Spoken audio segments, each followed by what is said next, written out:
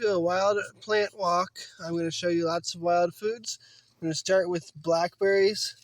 I think this variety is dewberry. It's a few days earlier than the rest, and most of the regular blackberries are not eating yet. The dewberries grow kind of like a vine on the ground, almost like a ground ivy.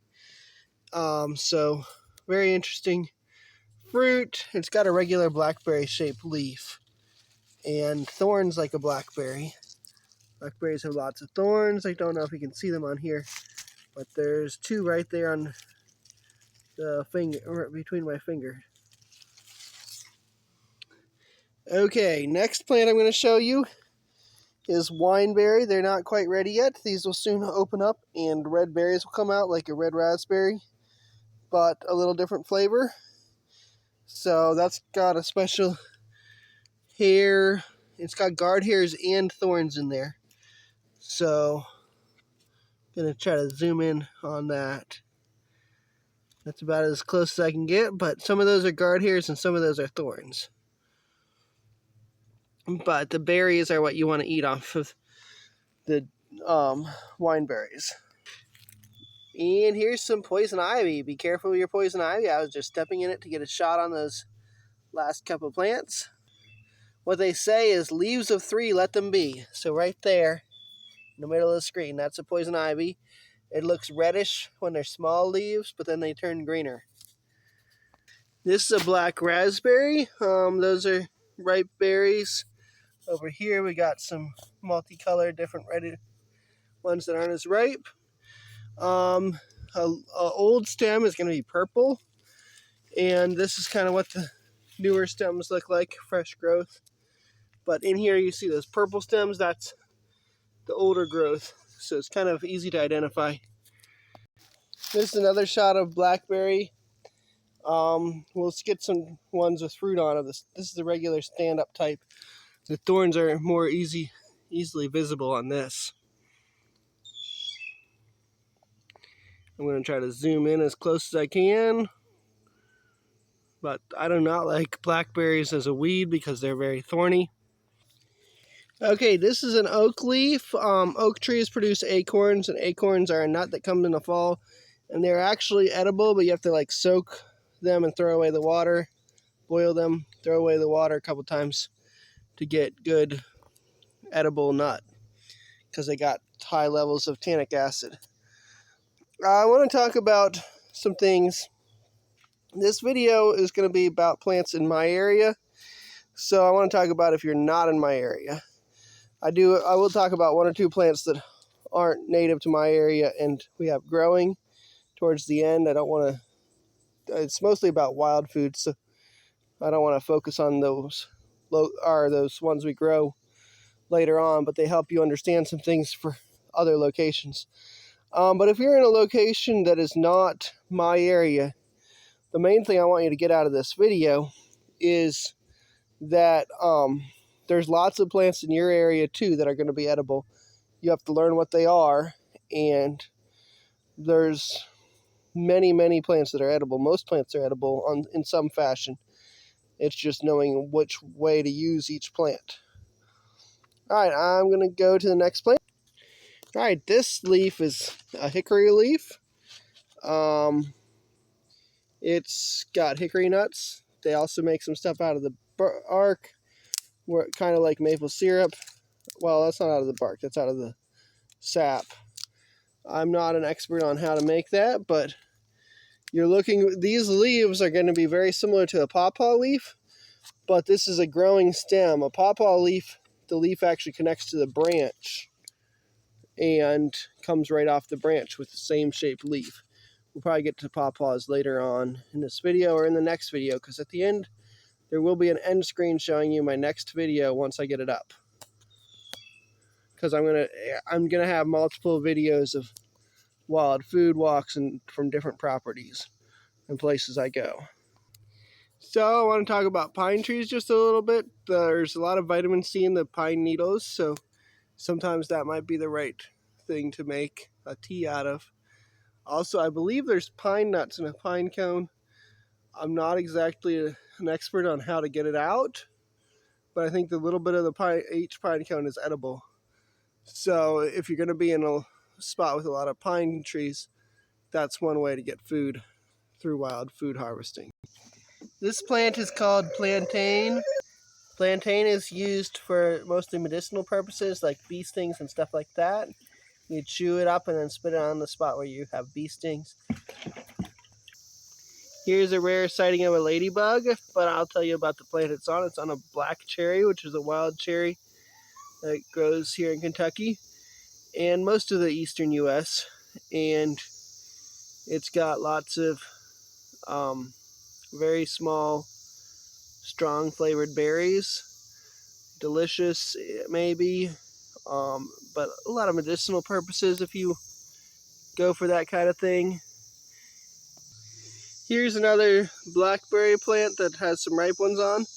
Most of the blackberries aren't ready yet, but it looks like it's sick, and maybe that's why it gave the blackberries early. Here's what they should look like right now. About another week, and then they'll be ripe for most of the blackberries. This plant is called Russian olive. It's got an olive type leaf and little tiny berries right now in June. I don't know what it's used for, if it's edible, so just helping you identify some of the plants around. And this plant is called asparagus, and it grows wild in my area. This is not wild, but I'm walking by on a path to other parts of my woods, and so if it looks like regular asparagus, then it's edible. This type of plant just shows you that there are asparagus plants there, but you probably don't want to actually eat that tall one that's so leafy. We call this plant a spicebush. In the fall it has a really strong spicy berry, and they're little red berries, but make sure you identify the plant before eating them. There's our goats. They're very loud today. So say hi to them. This is a wild grapevine right here. There's big gnarly vines like that go for long distances. And then they have leaves on them like this one. And sometimes you find grapes on them. I haven't found any grapes on any of these on my land yet. So different cultivars are easier to find the grapes on. This is mayapple. They stand about a foot tall, and you find them best in May. And there are fruits on there, and if you get them at the perfect ripeness, they are edible. But it's very easy to find them at imperfect ripeness and not have them be edible, and get sick from them too. So only if you know it's perfectly ripe. And here I found a mayapple, and I'm probably gonna bring that home. Not very confident it's ripe enough yet, but I might eat it. Here's a spice bush with the actual berries on. Don't eat them till they turn red, which will probably be September. But that's some of them. That's more angles of the leaves. They grow on a bush with bark like this. It's not a very big bush, just a couple inches diameter max. This plant is called a pawpaw tree. It has fruits in the fall that are kind of tropical, like a mango or a banana a little bit. The leaves are shaped very much like the hickory leaves. They come out of the stem directly, like this, that, instead of being in the florets. Here's a full-size black cherry tree that's probably about 14, 18 inches diameter. And so that's what the bark would look like on a black cherry.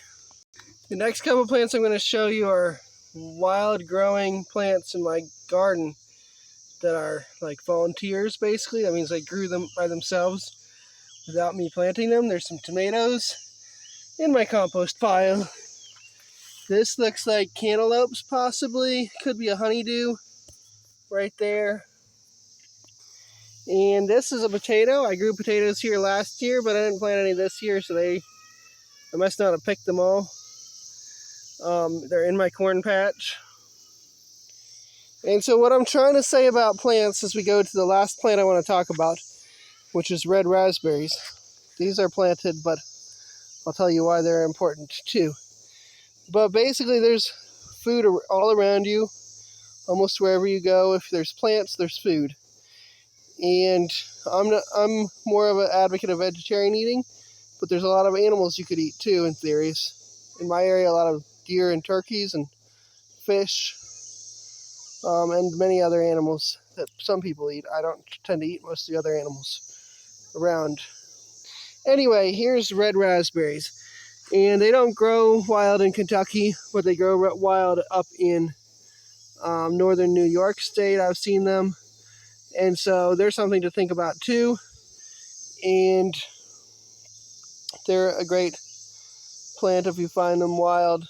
Delicious. They're delicious when they're tame, and then they're even more flavorful when they're wild.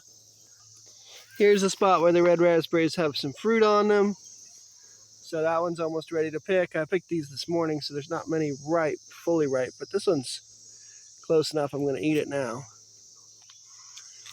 Okay. All right, this is not wild garlic. This is homegrown garlic, domesticated.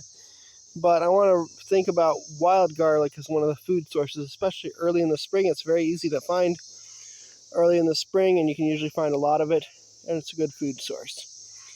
So I'll close on that, and I should have some end screen videos eventually up here, probably after it's been up a month or so, with other wild food walks I've done in other parts, either locally here or in other parts of the world. If I get to any other spots, try to post those too. So thank you for watching and have a nice day.